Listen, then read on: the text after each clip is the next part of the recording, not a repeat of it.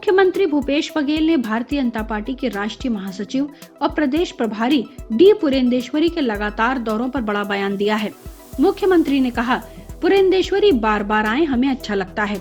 वे जब जब आती हैं भारतीय जनता पार्टी नेताओं को औकात बता देती हैं।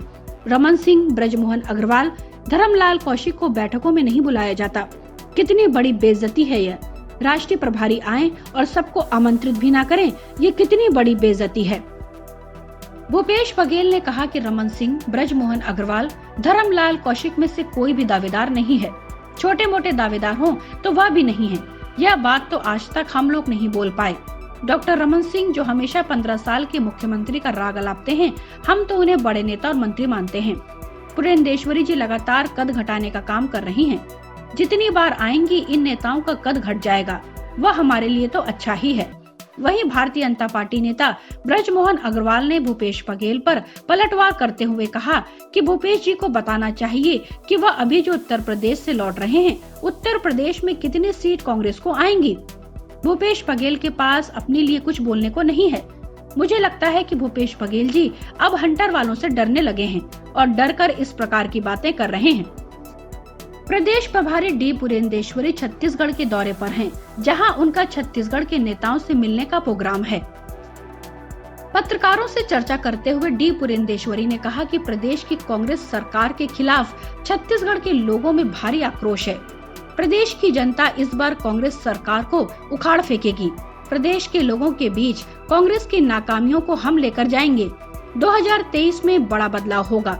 उत्तर प्रदेश चुनाव के बाद अब भारतीय जनता पार्टी का फोकस छत्तीसगढ़ की तरफ होगा। प्रदेश के लगातार दौरों पर उन्होंने कहा कि इस संगठन की सामान्य प्रक्रिया है। बताया जा रहा है कि डी पुरेंदेश्वरी इस दौरे में ये देखेंगी कि पिछले दिनों किन मुद्दों को लेकर भारतीय जनता पार्टी ने उठाया है और किन को उठाना है। इसके साथ ही 7 मार्च से शुरू हो रहे बजट सत्र में सरकार को किन किन मुद्दों पर घेरा जाएगा, इसकी रणनीति भी बनाई जाएगी। पूर्व मुख्यमंत्री डॉक्टर रमन सिंह ने मीडिया से बातचीत में कहा, विधानसभा चुनाव 2023 की तैयारियों पर चर्चा होगी। इसके साथ ही विधानसभा सत्र को लेकर भी रणनीति बनेगी। बैठक में शामिल होने वाले प्रदेश अध्यक्ष विष्णुदेव साय, नेता प्रतिपक्ष धर्मलाल कौशिक, पूर्व मुख्यमंत्री डॉक्टर रमन सिंह सहित कई विधायक पहुँचे। डी पुरेंदेश्वरी के दौरे के दौरान भारतीय जनता पार्टी के निष्क्रिय कुछ जिला अध्यक्षों, विभिन्न प्रकोष्ठों के पदाधिकारियों को बदलने के संकेत भी मिल रहे हैं। बैठक में इस पर भी चर्चा की जाएगी। इसके बाद प्रदेश संगठन द्वारा बदलाव किए जाएंगे। Bureau report, public news.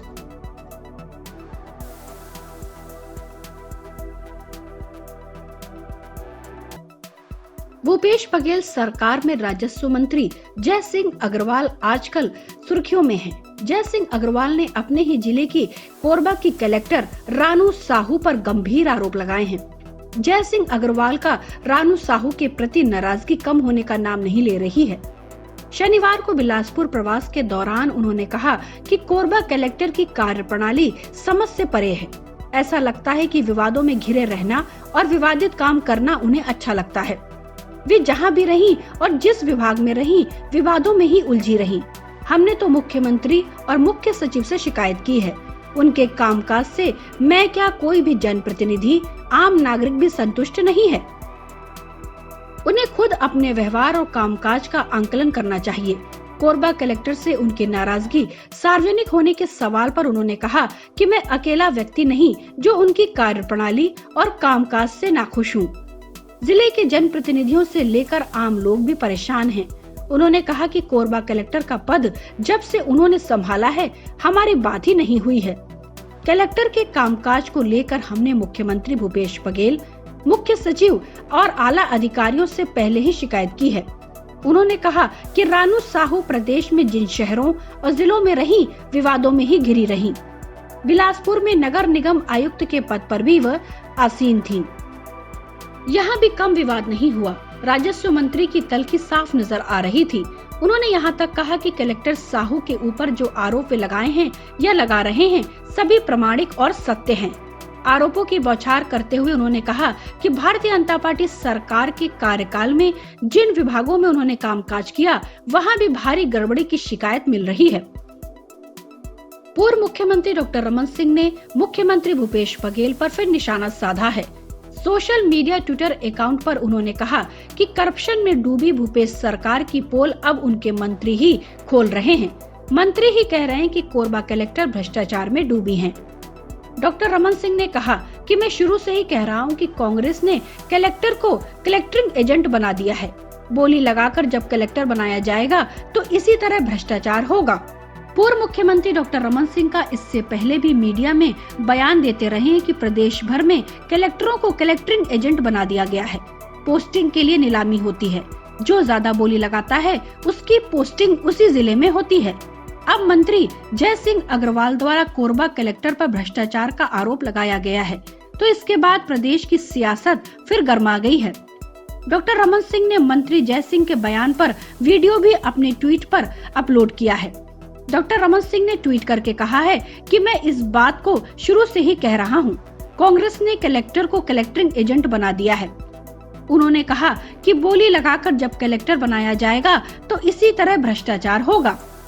Bureau report, public news. Underworld don Dawood Ibrahim से संबंधों के आरोप में गिरफ्तार किए गए महाराष्ट्र सरकार के मंत्री और एनसीपी के नेता नवाब मलिक के मामले में पार्टी चीफ शरद पवार का भी बयान आ गया है। नेशनलिस्ट कांग्रेस पार्टी के नेता और महाराष्ट्र सरकार के मंत्री नवाब मलिक की गिरफ्तारी अब धार्मिक रंग लेती नजर आ रही है। पवार ने इस मामले में मुस्लिम कार्ड खेलते हुए आरोप लगाते हुए कहा कि नवाब मलिक की गिरफ्तारी राजनीति से प्रेरित है और मुसलमान होने की वजह से उनका नाम अंडरवर्ल्ड डॉन दाऊद इब्राहिम से जोड़ा जा रहा है। शरद पवार ने नवाब मलिक के इस्तीफे की विपक्ष की मांग भी खारिज कर दी। नवाब मलिक को दाऊद इब्राहिम और उसके सहयोगियों से जुड़े मनी लॉन्ड्रिंग केस में प्रवर्तन निदेशालय ने 23 फरवरी को गिरफ्तार किया था। शरद पवार ने कहा कि नवाब मलिक की गिरफ्तारी राजनीति से प्रेरित है। उनका नाम दाऊद इब्राहिम से इसलिए जोड़ा जा रहा है क्योंकि वह मुसलमान है। नवाब मलिक और उनके परिवार के सदस्यों को जानबूझकर परेशान किया जा रहा है, लेकिन हम इसके खिलाफ लड़ेंगे। महाराष्ट्र में प्रमुख विपक्षी दल भारतीय जनता पार्टी नवाब मलिक का इस्तीफा मांग रही है। शरद पवार ने कहा कि नवाब मलिक और केंद्रीय मंत्री नारायण राणे पर अलग अलग मानदंड अपनाया जा रहा है। मुझे याद नहीं आता कि हमारे पूर्व पार्टी कार्यकर्ता नारायण राणे को हाल में गिरफ्तारी के बाद इस्तीफा देना पड़ा हो। प्रधानमंत्री नरेंद्र मोदी कल पुणे आ रहे हैं, वह इस पर ज्यादा जानकारी दे सकते हैं। देश के दुश्मन दाऊद इब्राहिम से संबंधों का खुलासा होने के बाद विपक्ष लगातार मलिक से इस्तीफे की मांग कर रहा है, जिसे सिरे से खारिज करते हुए पवार ने कहा कि केंद्रीय मंत्री नारायण राणे और मलिक पर अलग अलग स्टैंडर्ड लागू किए जा रहे हैं। नारायण राणे के लिए अलग मानदंड और मलिक के लिए अलग मानदंड दिखाता है कि यह राजनीति से प्रेरित है। दरअसल राणे को पिछले साल अगस्त में नासिक पुलिस ने गिरफ्तार किया था। उन्होंने उद्धव ठाकरे को लेकर कहा था कि ये शर्मनाक है कि मुख्यमंत्री को ये पता नहीं कि हमें स्वतंत्र हुए कितने वर्ष हुए हैं। अपने भाषण के दौरान उन्होंने पीछे मुड़कर अपने सहयोगी से पूछा था, अगर मैं वहां होता तो उन्हें जोरदार थप्पड़ मारता। गौरतलब है कि नवाब मलिक को दाऊद इब्राहिम की बहन हसीना पारकर से जमीन खरीदने के मामले में 23 फरवरी 2022 को प्रवर्तन निदेशालय ने गिरफ्तार किया था। उन्हें गिरफ्तार करने से पहले ईडी के अधिकारियों ने उद्धव सरकार के मंत्री से 8 घंटे लंबी जिरह की थी, लेकिन उन्होंने केंद्रीय जांच एजेंसी को सहयोग ही नहीं किया था। वह फिलहाल 7 मार्च तक के लिए ईडी की हिरासत में है। शरद पवार ने महाराष्ट्र के राज्यपाल BS कोश्यारी पर भी निशाना साधा। राज्यपाल ने महाराष्ट्र मंत्रिमंडल द्वारा 1 वर्ष पहले उन्हें भेजे गए विधान परिषद के 12 सदस्यों के नामों को मंजूरी नहीं दी। Bureau report, public news.